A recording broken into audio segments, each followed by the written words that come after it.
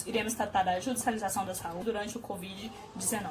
Para darmos início, é preciso sabermos o que é saúde. Saúde são medidas executadas pelo Estado para garantir o bem-estar físico, mental e social, onde surgiram também outras doenças que deixaram mortes fatais, como ebola e a peste negra, que afetaram diretamente as classes inferiores, como os indígenas, os negros e os escravos, que possuíam dificuldade para ter acesso ao médico, a uma saúde adequada, e eram atendidos pelas entidades das igrejas, como, por exemplo, as Santas Casas de Misericórdias. E aquela população que possuía um acesso rápido, prático ao médico, a uma saúde, eram as classes superiores, ou seja, os patrões. Agora iremos olhar na atualidade brasileira com a Constituição de 1978, onde diz que o Estado tem o dever e a obrigação de garantir esse bem coletivo, a saúde a toda a população, sem distinguir cor, raça, mérito ou situação financeira. Com o surgimento do Sistema Único de Saúde, o SUS, que foi feito para atender essa coletividade, vemos que isso, na realidade, é diferente, por falta de investimento, por falta de equipamentos e até mesmo de profissionais de saúde, onde há municípios que possuem apenas um médico para atender em torno de 470 pacientes. E com o surgimento do Covid-19 não é diferente, pois estamos enfrentando na população brasileira estados que estão em calamidade pública por falta de equipamentos, por falta de equipamentos básicos mesmo para proteção de si próprio, e por falta de leitos de UTIs, falta de respiradores.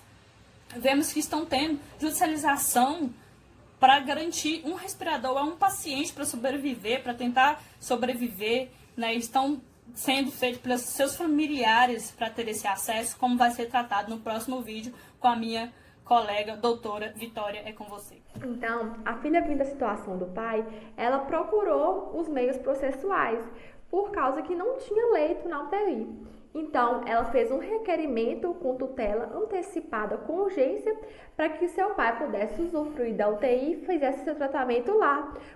E seu pedido foi deferido, lógico, por causa que a justiça viu a situação que seu pai passava.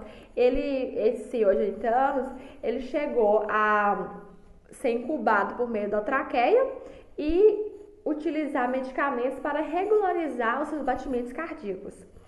E o outro caso vai ser de uma paciente que teve uma crise respiratória aguda e um choque séptico.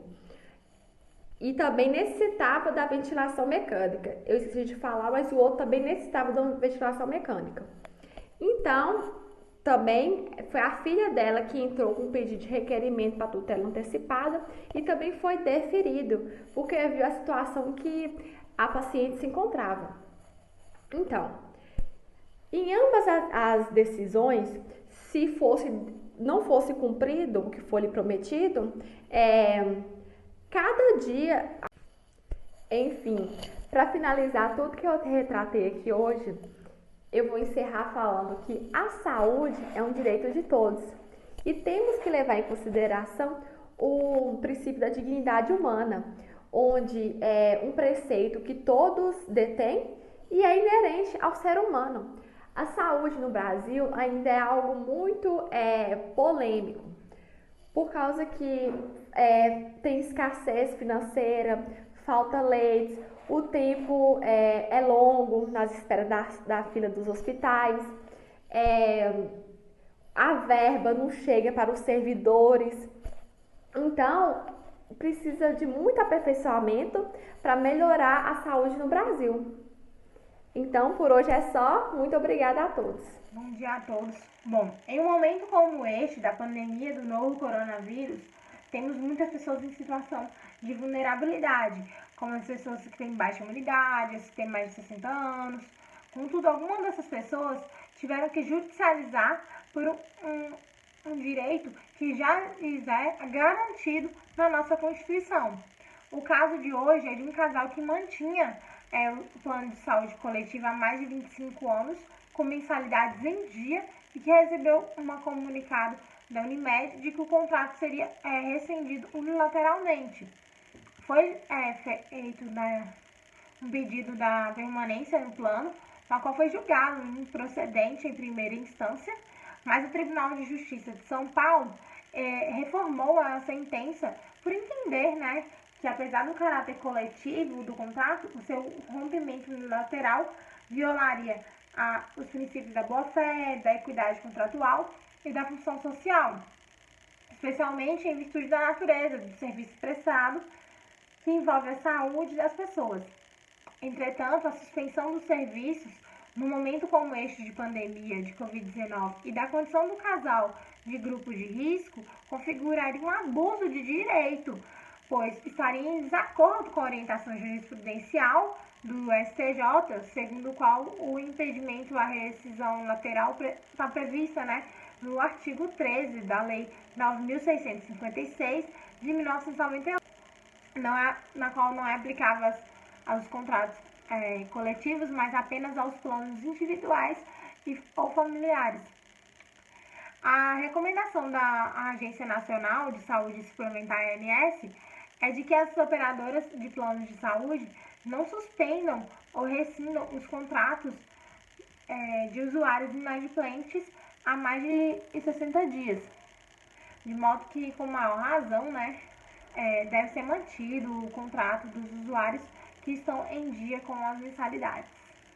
Obrigada a todos. Agora a minha colega Samara que irá falar. Bom dia, vamos falar um pouco sobre a jurisprudência, que é o conjunto das decisões e interpretações das leis feitas pelos tribunais superiores, adaptando às normas situadas de fato. Afirma os requerentes que, diante da declaração da pandemia do novo coronavírus, Covid-19, pela Organização Mundial de Saúde e a decretação de estado de calamidade pública no Brasil, bem assim a circunstância de estarem eles em dia com as mensalidades e incluídos no grupo de risco em caso de contágio da doença, a suspensão do plano de saúde a qual são vinculados há mais de 27 anos configura abuso de direito.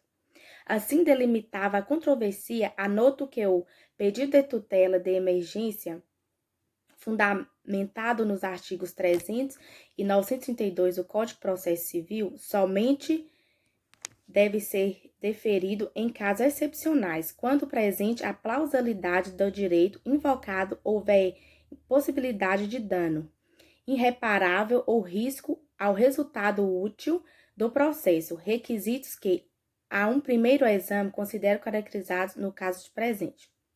Isso porque, nas razões do agravo interno, alegam os requerentes que o plano de saúde a qual são vinculados é composto apenas por 2 usuários, hipótese em que o entendimento consolidado pela segunda seção não admite parte das operadoras. A rescisão unilateral e motivada dos contratos de danos de saúde coletivos empresariais. Considero, pois, necessário que o tipo de contrato pleno de saúde a qual estão vinculados os requerentes e consequência a possibilidade ou não de rescisão imotivada sejam examinados com maior profundidade pela 4ª turma por ocasião do julgamento do agravo interno. A judicialização foi o meio pelo qual as pessoas encontraram para efetivar o seu direito, como foi visto no primeiro caso, Tia dos Leitos, e no segundo caso, a decisão da ministra, baseada na jurisprudência para a manutenção do contrato. Isso torna-se evidente a ineficácia dos mecanismos sociais, porque para a obtenção, para a efetivação, foi necessário uma ação judicial. Uma vez que, nesses casos, as pessoas tinham condição para ir ao judiciário. E quanto às que não têm condição? Então, é necessário que o Estado investe em medidas públicas eficazes, com maior transparência nos gastos públicos e até mesmo por fiscalização do Ministério Público, para que tenha resultado os recursos públicos perante a sociedade.